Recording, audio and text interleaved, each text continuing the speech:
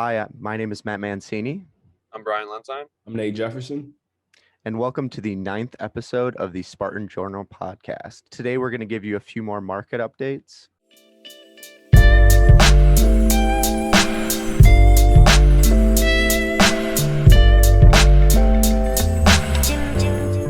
So on Friday, markets closed a bit lower, with the S&P 500 closing at $4,395, or down about 0.5%. The Dow Jones closing a little bit lower than the $35,000 threshold that it previously closed at, with 34,935. And then the Nasdaq closed lower at 14,672, or negative 0.71%. And then the Russell 2000 index closed at $2,226. Not much change has occurred between Bitcoin and Ethereum since last week. Bitcoin is floating around $41,000, while Ethereum is floating around $2,400.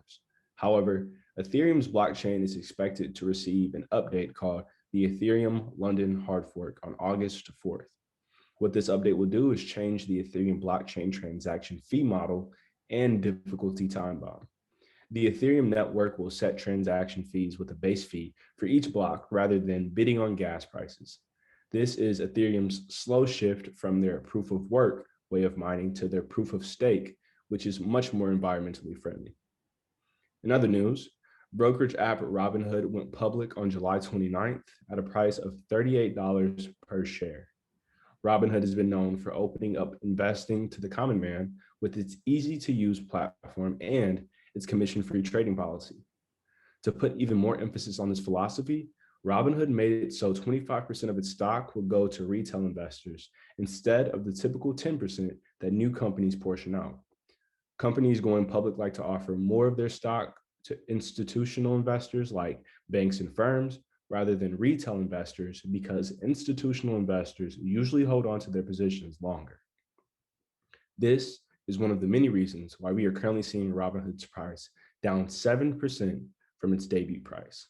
Facebook, Epic Games, Spotify, and recently Tesla are all chipping away at $2.4 trillion Apple. The social media beef between Apple and Facebook started when reports came out that Elon Musk and Tim Cook discussed Apple acquiring Tesla. Supposedly, Elon Musk wanted to take over as CEO of Apple. Musk tweeted that he has never spoken to Cook and that he requested to meet with Cook, but there were no conditions of Apple's call. Musk took shots at Apple. Other important takeaways. Since 2014, Apple has been developing an autonomous electric vehicle that would compete with Tesla, a project Musk has mocked for years.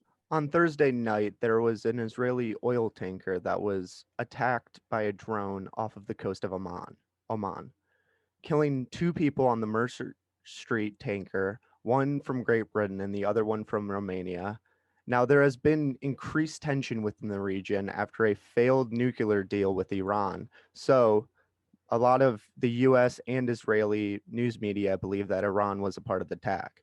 Now, Iranian state media have said that the incident was in retaliation for an airstrike on a military airport in Syria, and it accused of Israel being behind the attack.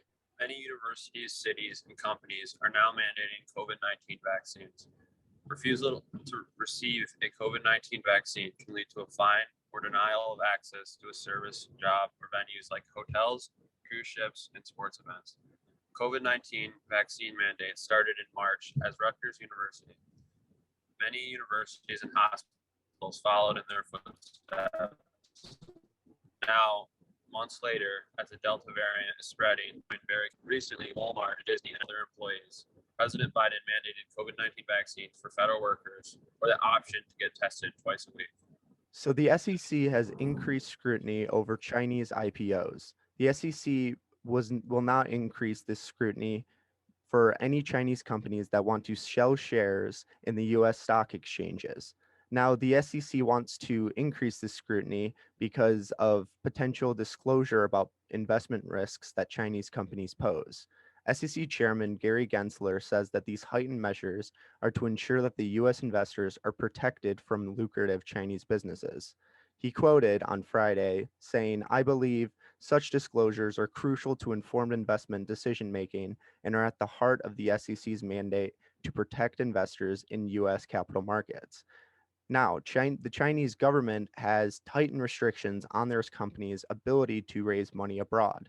Companies like DD Global, Alibaba, Tencent Holdings have all been targeted by the Chinese government, which has negatively affected U.S. stock markets.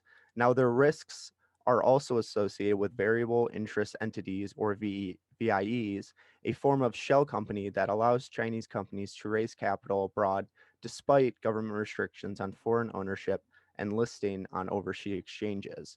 There may be in decreased scrutiny in the future, according to the Biden administration, which is trying to increase the amount of trade and um, interaction between Chinese companies and the US.